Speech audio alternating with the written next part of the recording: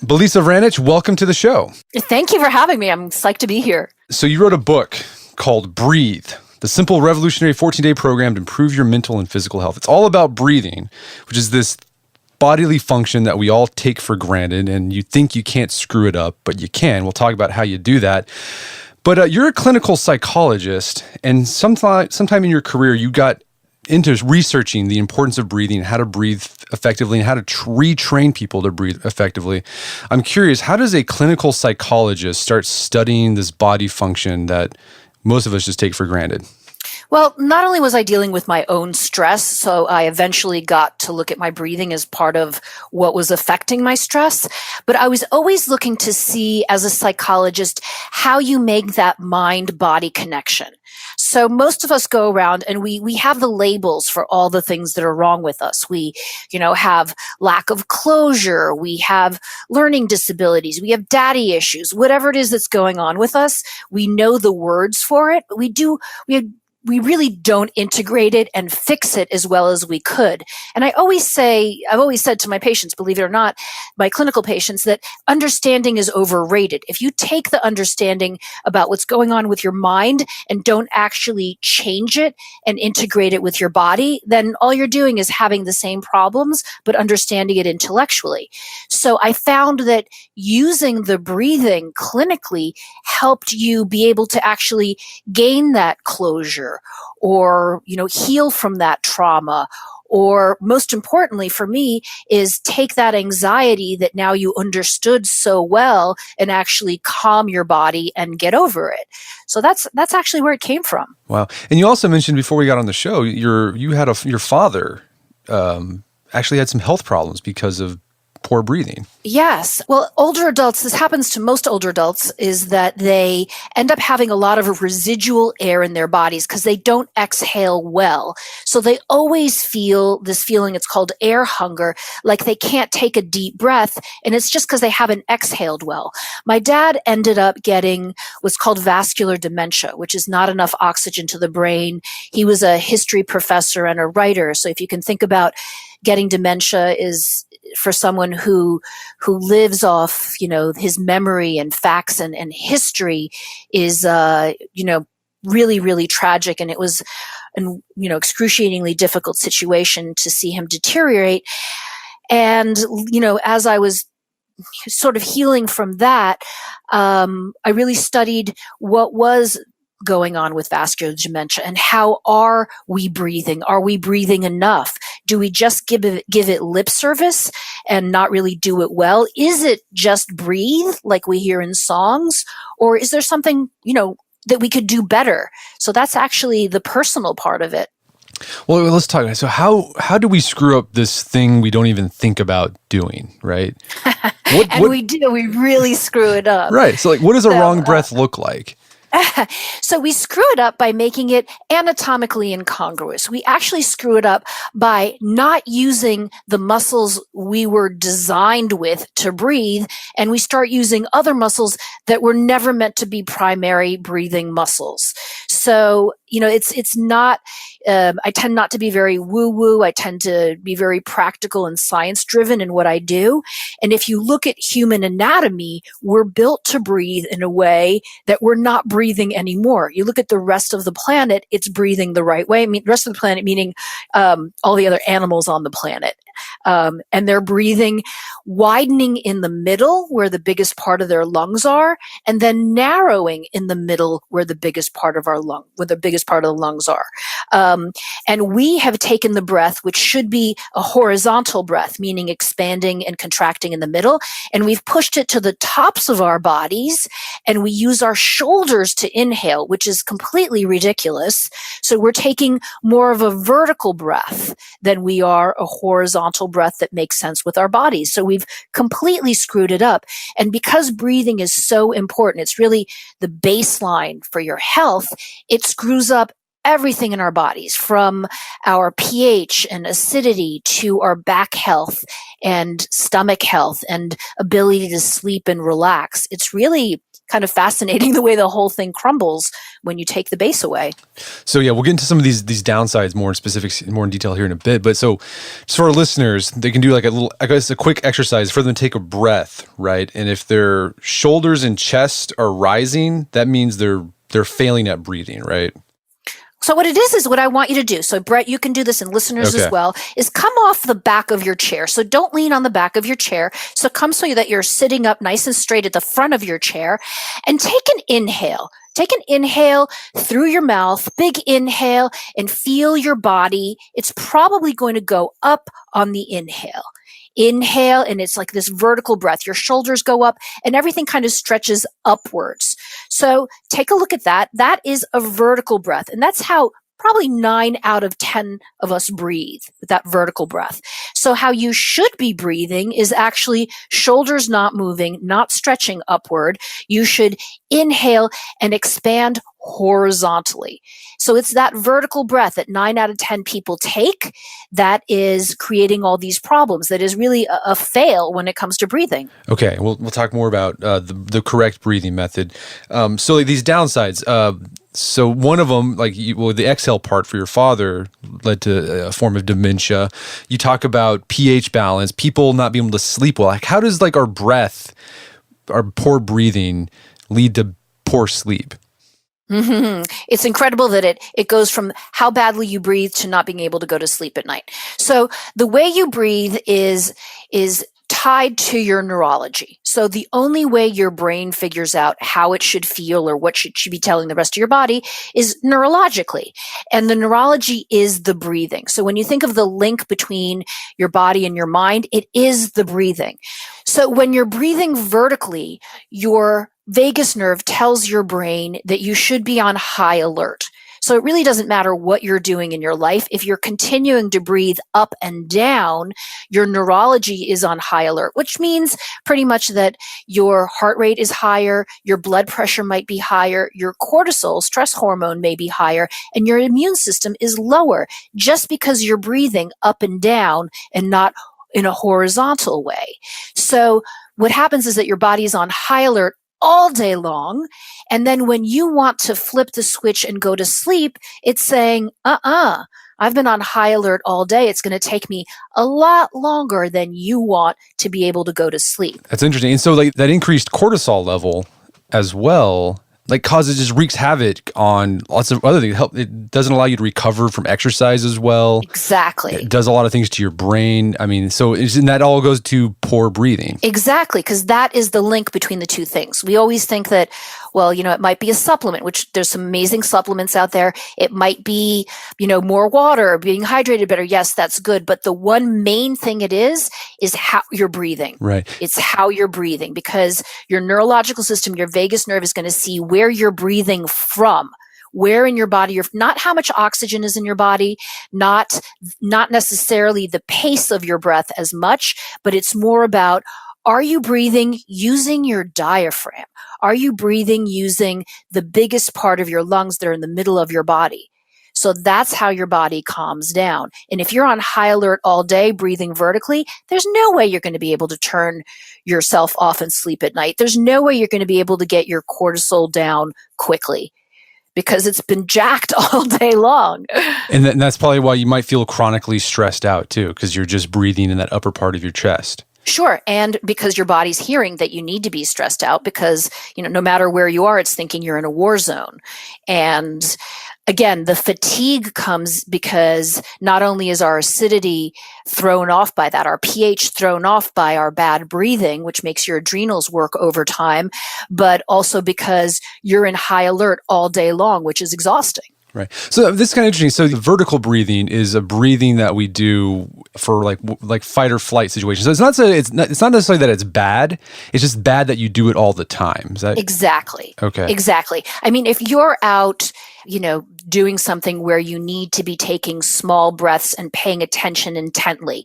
So think about, there's lots of situations where you have to take small breaths and think about what you're doing intently. If you're a surgeon, if you're a tattoo artist, if you're a sharpshooter, there's lots of careers that require you to be able to take small breaths and have intense focus, but you can't breathe that way all the time. You actually have to take breaks and go back into an expansive breath that calms you down and calms your blood pressure and your heart rate, or else your body's going to suffer and it's going to complain. Right.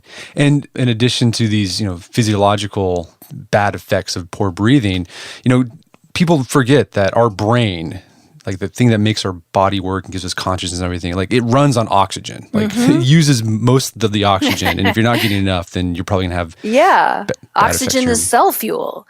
So you can be eating all the best things out there, but you need oxygen to be able to break down nutrients. You run on it for sure. Although I don't focus as much on oxygen because most people, I'd say most people, if you look at their oxygen, they're in the high 90s.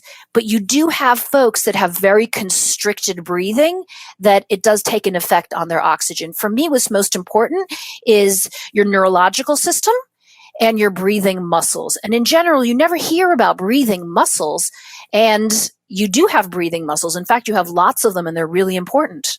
Yeah, and you mentioned one of the diaphragm is a big one. Diaphragm is a huge one. Metaphorically and physically it is. And most of us don't even know we know sort of where it is in the body, but we really don't know what it looks like. If you look at pictures of it, it just looks like this weird squid with a lot of tentacles, and you just can't figure out exactly where it's positioned in your body. Or if you look at, Heimlich maneuver posters in your takeout, how to do the Heimlich on someone, it's got like a little red line. So most of us don't understand. And you can do this right now, is that if you put your fingers right at the bottom of your ribs in the front of your body, your diaphragm is connected to the very bottom of your ribs. So keep walking your fingers around the outside of your ribs, and you can actually walk them all the way around. Once you get to your back, you're going to hit some, back fat or muscles, but your diaphragm really goes all the way around your body, and it separates your thoracic cavity from your digestive organs. So it really is a cross section of your entire middle of your body. So think about that. I usually use a vegetable strainer when I'm talking to people, when I'm teaching. Take a vegetable strainer, turn it upside down and flatten it. That's how big your diaphragm is. It's a small pizza or a Frisbee. The thing is huge muscle that's right underneath your heart and right above all your digestive organs. It's really the Starship Enterprise of your whole body. Right. And besides the diaphragm, what other muscles do we use when we breathe, or should be using when we breathe? Should be using. Well, your intercostals are one of them. And we don't think about intercostals, but they're the tiny little muscles that there's two layers of them in between all your ribs. So your intercostal muscles, they work a lot. They work with the inhale, but more with the exhale. Your obliques, certainly all your abs, and even the mysterious pelvic floor should be engaged when you breathe. Right. So it's a lot of different muscles that go, all over the very middle and underneath of your body. Okay, so let's talk about breathing, like we come out of the womb knowing how to breathe. And you talk about in the book, you look at most kids or toddlers or babies, like they breathe like they're supposed to. It's a horizontal. They don't do the vertical thing. So how do we go from that to becoming adults that just don't know how to breathe anymore? Okay. So usually I say that the changing point is between ages of 5 and 10. So I've spent, a lot of time looking to see when these things changed, because babies can't breathe with their shoulders. They can't breathe vertically. They have no choice. So I never use them as an example. I say, look at a 5-year-old or a 6-year-old. Usually they're still breathing well. They're using their diaphragms. They will expand in the middle and contract in the middle like they should. Take that same child 4 or 5 years later, and they're breathing vertically and they're bracing their bellies. So a series of things happens. And I want our listeners to think about their own lives, and I want you to think about yours as to what could have happened to get you to be a vertical breather. So one thing that happens is that you start sitting a lot. Think about you're 5 years old, you go to school, and that's when sitting starts happening. Before that, you're rolling around, you're in the sandbox, you're, having a good time. You start sitting, and once you start sitting, you get less air in your body, you get less movement in your body, and it almost starts pushing your breathing from the middle to the top of your body. The posture in which you sit, usually with your shoulders internally rotated and maybe a little bit of forward head posture, also affects your breathing. And they say posture affects your breathing up to 30%. And then starts the gripping of your belly. And it could be that you're bracing because you're trying to feel prepared. It could be that you're sucking it in because you feel chubby. Or it could be fear, where you're gripping your body out of fear of what's going on around you. So those types of things, in addition to waistbands, bra straps, having injuries in the middle of your body, just little ones like falling off a skateboard or a sled or something where you hit the middle of your body and you don't want to take a big inhale because it hurts. You look at your parents, they're breathing vertically. You look at commercials, everyone's breathing vertically. You look at fitness magazines, no one's ever taking a lower body breath in a fitness magazine. So the narrowing of the waist that you see in your parents, that you see in advertisement, as well as your own gripping your own little belly, and then waistbands, compression garments, you end up with a vertical breath. Wow. So we've talked about what a vertical breath looks like, and let's go into detail what a horizontal breath looks like. So you told us to kind of breathe in your lower body. Is it a matter of just filling your belly with air? Is that like a good cue to start off with? It's a good cue, but I also like to back up, because the first time I was told to take a belly breath, I did was what most people are going to do, which is say, why would I ever want to do that? Why am I actually going to want to poke my belly out and look heavier? Good grief, I've been sucking it in for 2 decades. Why would I ever want to let it out? What happens if I can't suck it back in again? So the point is that when you take a belly breath, there's no air actually going into your belly. All you're doing is letting the middle of your body, your belly, expand, because that way your diaphragm gets engaged, lowers, and makes more space inside your thoracic cavity for air. So the belly breath is really in getting your diaphragm engaged, because your diaphragm will follow your belly and flatten out and create space inside your thoracic cavity. So it's not that you're breathing into your stomach. It's not that you actually would make your middle and your abs stronger by breathing this way. But the belly breath is the beginner's breath. But keep in mind that later on, much later, once this becomes more natural, and it will, you'll just want to expand your body 360 degrees all the way around. So your back opens up a little bit, your sides definitely open up, your middle opens up a tiny bit, but not to the extent of that beginner's belly breath. But your goal is to have 360 degrees all the way around, widen, with your shoulders not moving at all. Right. And when you look, you said that in the book, when you look at animals, like that whole part of that core basically expands when they take a breath. And that's what makes the whole thing really riveting for me, is as animals on this planet, like we are, we're the only ones that are breathing in this crazy ass backwards way, using our shoulders, the smallest part of our lungs, and wreaking havoc on everything inside of us. So all you have to do is look at, go in your backyard and look at your cat, your dog, your goat, whatever animal you have in your backyard or in your house. It can be a fish, it can be a bird.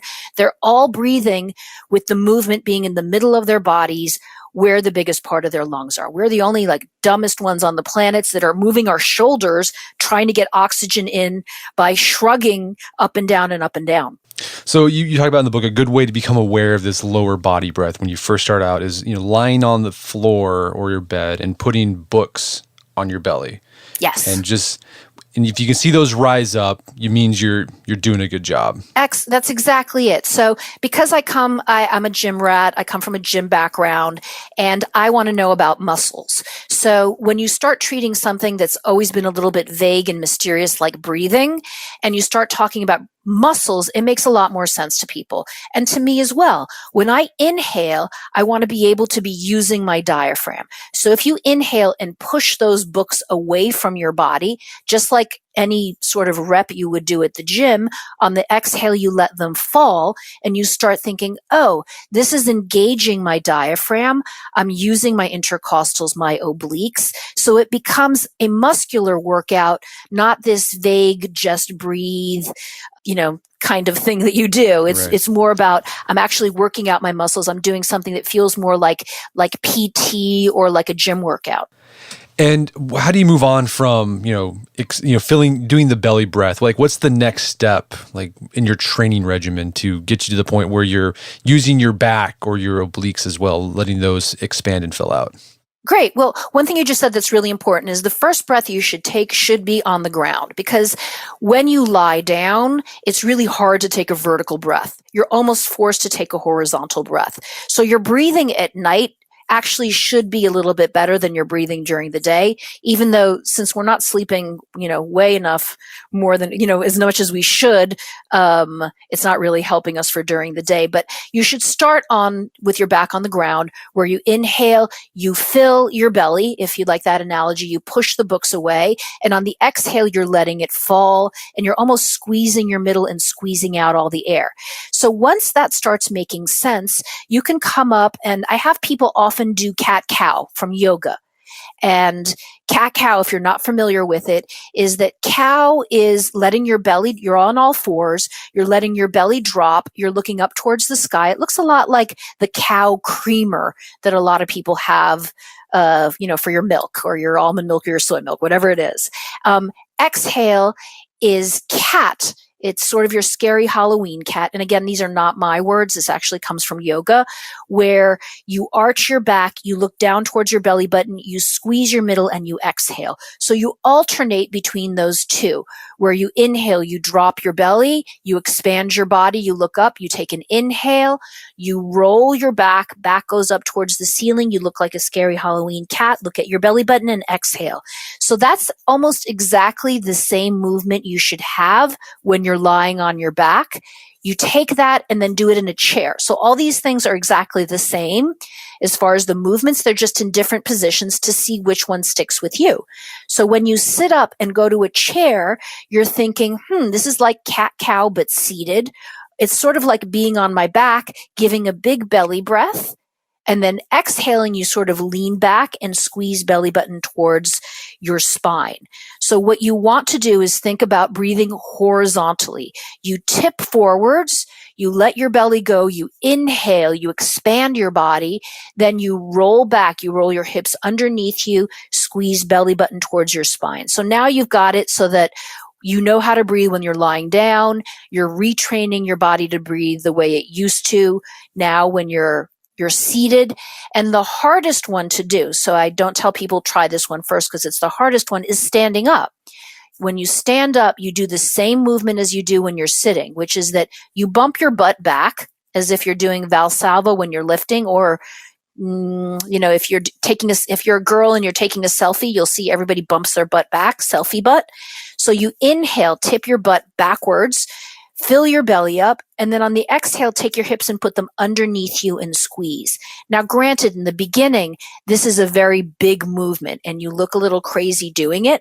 So I recommend when you're by yourself to do this big movement of moving forwards and expanding, exhaling and squeezing. But then when you're in public, you just do a small movement. Your shoulders don't move. You inhale, let your belly go, or if you're really thin, you have to actually push your belly out. Exhale, you narrow your body. And that's how you do it standing up. So once you have that lower body breath and it starts to make sense and it starts to feel more natural, that's when you can start doing the harder exercises and start getting your breathing muscles to be strong. I love that. Yeah, I'm doing the butt back thing. It's the same, I guess the same movement I would do when I'm setting my back for a deadlift. That's kind of what I'm Exactly. It's Valsalva. I usually say Valsalva butt or selfie butt, and everybody in the audience understands one or the other. Gets it. All right. So besides, okay, let's talk about, we've talked about inhaling. The thing I have trouble with, because I don't think about it all that much, and you mentioned your father's experience of not exhaling enough as he gets older, and that's a problem that all older people have. It's like exhaling, right? Is it just like, usually I just think it's just like letting the air out, but the way you describe it, it's more of forcing the air, actually using your muscles to force that air out of your lungs. So we've got two things going on here with the exhale, is that one, the idea of exhale and let go has screwed us, because exhale, let go means you just open your mouth or just let air go out of your body very passively, right? It's not really an exhale. And the fact is you should be inhaling and relaxing your body and exhaling and giving it a squeeze. It's the opposite of what we've been taught. So just let me go into that a second, in that usually you're told exhale, let go, and that's when you'll let your body relax. Right. And sometimes people even let their bellies go on the exhale, which makes no sense at all anatomically. So what I want you to do is inhale, relax, and expand, and then exhale, actually squeeze. That let go is an intellectual let go, not a physical let go. It's let go of tension, let go of irritability. It's not let go of the middle of your body, because if you just let go of the middle of the body, you're not exhaling well. So you can try this right now, is that take an inhale any way you want to, and now on the exhale, just let go. And now actually at the end of that exhale, stop, and now squeeze your belly and get all the rest of the air out. You're going to notice, oh my gosh, I had so much extra air left. Did you do that? I did it. No, but you're right though. Like whenever I've noticed myself when I exhale is I'll just relax my stomach. That's what I would naturally want to do. But that's not. So the exhale, if you're a vertical breather, the exhale is collapsing. Right. When you're a horizontal breather, the exhale is narrowing and wringing out. So it's a completely different concept. And you can think about that right now, because anybody who's listening, and you, Brett, is that you used to be a vertical breather. And after this podcast, you are going to be well on your way to being a horizontal breather. So before, when you were a vertical breather, you would inhale up and you would exhale down and collapse, right? Right. Now I want you to inhale and expand, and exhale, try to squeeze the air out of your body and make your middle narrower, and actually use your abs a little bit. Which, by the way, this is the reason why you end up having a much stronger core when you're a horizontal breather. Because you're getting an ab workout while you're exhaling. But ab workouts the way you never have before. Because I have people who come in to see me and they're shredded. They have 9-packs and just like beautiful, beautiful abs, and they're completely just shredded and have gorgeous middles. But they can't inhale because they have a muscular core set, and they can't exhale because they can only go to bracing. They can't actually go to squeezing out. So you end up having a really strong core where it matters, deep down inside. So for instance, if you plank, and I plank all the time, is that you'll find your plank gets much longer and it's much easier if you're a horizontal breather. And you also mentioned one of the muscles we bring in when we exhale is these, as you said earlier, the mysterious pelvic floor muscles. What's going on there? Exactly. What's going on there? Well, let me ask you this. How many muscles in your pelvic floor? I have no clue. Most people don't, or they say one, and they make a little squeezing motion with their hand. And the fact is that there's about 20 muscles in your pelvic floor. There's your small pelvic floor, which has a few muscles, and then there's all the muscles that attach and support your pelvic floor. So altogether, you have about 20 muscles. That is a lot of muscles in your pelvic floor. And your pelvic floor is not as big as your diaphragm, but it's almost as big as your diaphragm. So if you're thinking that your diaphragm is the size of a frisbee, your pelvic floor is a little bit smaller. And it's actually connected to your diaphragm by your psoas muscles.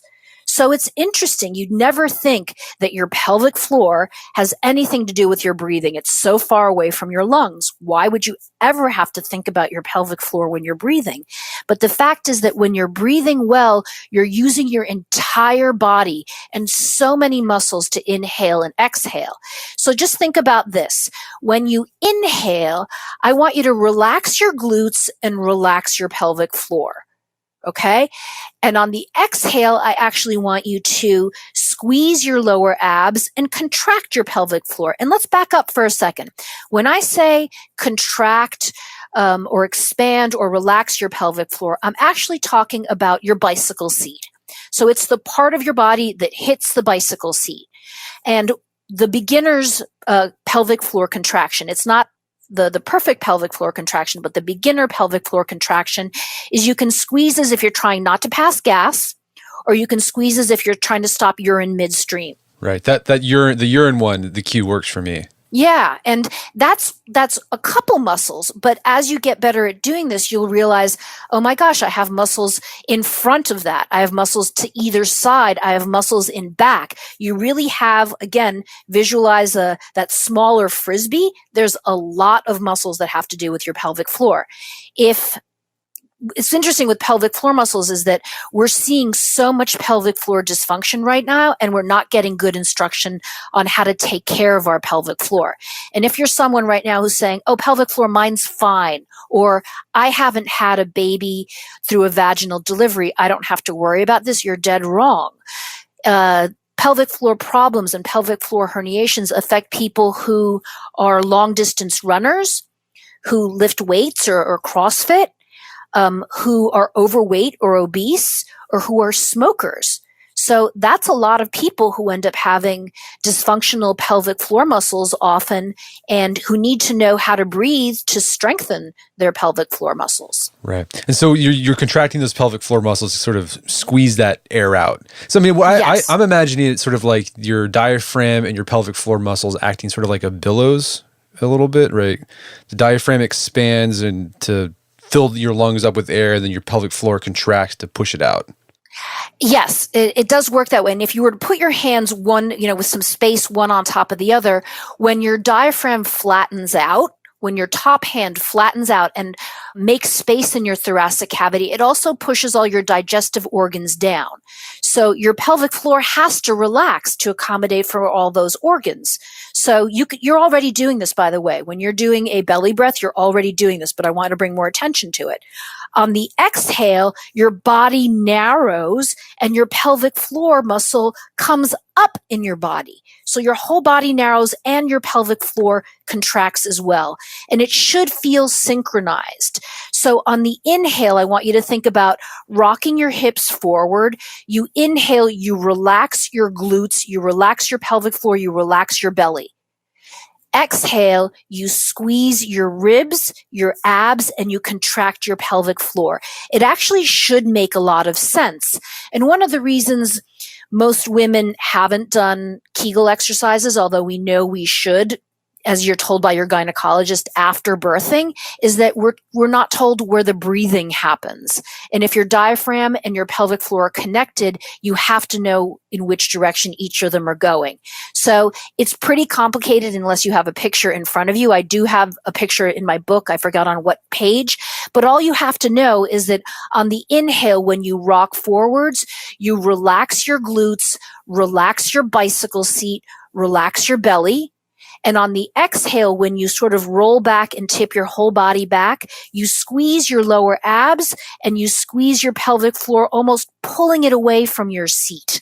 Okay, so you gave me a glimpse to another insight or another benefit of proper breathing is this idea that your diaphragm pushes down on your intestines when you breathe in, and then your pelvic floor pushes up on them when you exhale. It's like you're giving your intestines a massage. And that I'd imagine that helps with digestion, right?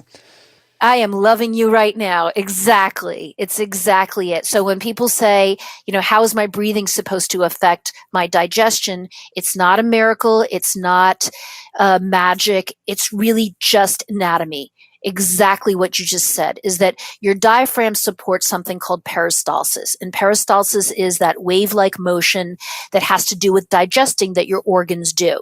Now, if you're not using your diaphragm to breathe, if you're using your shoulders, your stomach isn't getting that supportive massage from the diaphragm that's right above it and your pelvic floor that's right below it. So think about how happy your digestive organs get when all of a sudden they're getting massaged from the top and from the bottom of you breathing with the horizontal breath.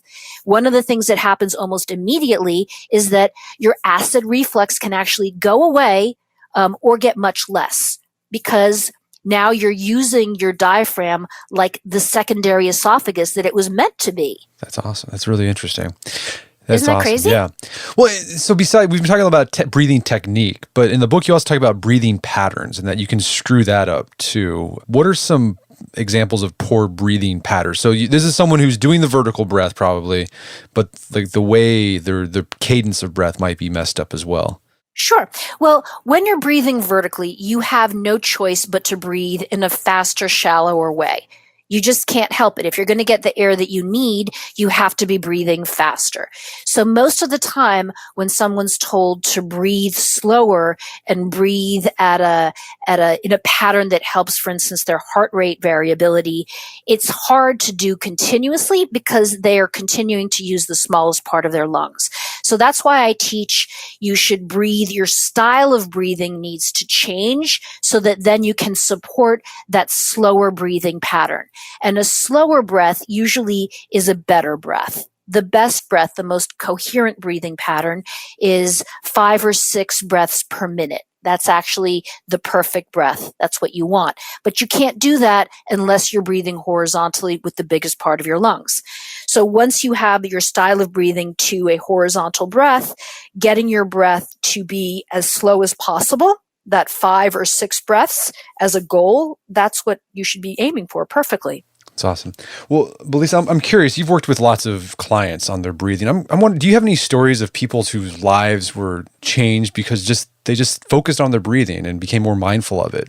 Oh, so many, and so many different ones. I mean, one of the reasons I get up every day and I love what I do, I absolutely love what I do, is I never know who's going to walk in through the door and what problem they're going to have.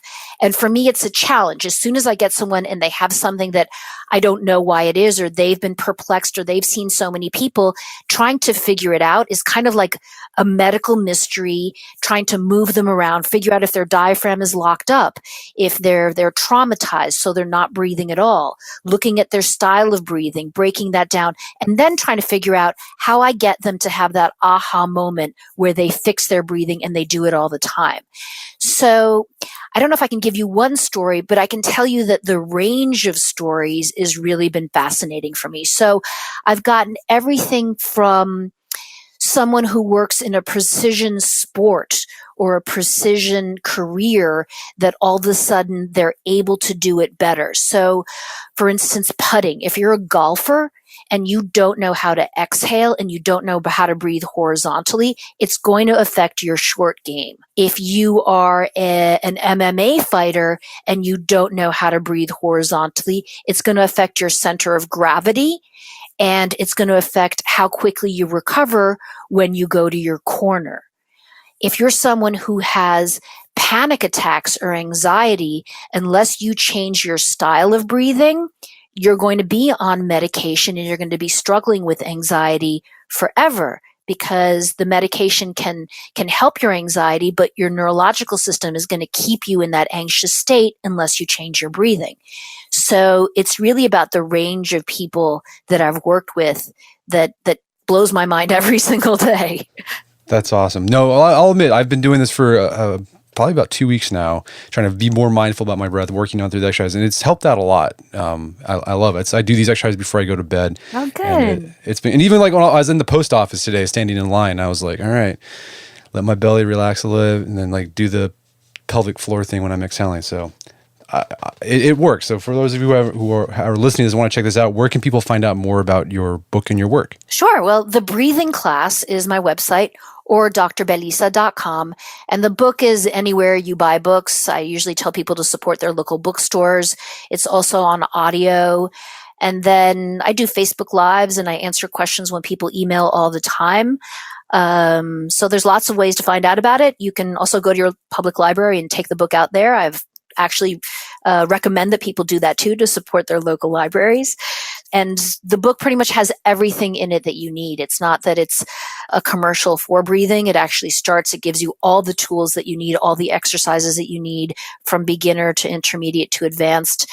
For anyone who either feels like they're not breathing well, intuitively they know something's wrong, or they just feel like breathing better because they're struggling with COPD, anxiety, or trying to get to sleep at night. Awesome. Well, Belisa Vranich, thank you so much for your time. It's been an absolute pleasure. Thank you. My pleasure. My guest today was Dr. Belisa Vranich. She's the author of the book Breathe, the simple revolutionary 14-day program to improve your mental and physical health. It's available on Amazon.com and bookstores everywhere. You can also find out more information about her work at thebreathingclass.com. Also, check out our show notes at aom.is/breathe, where you find links to resources where you can delve deeper into this topic.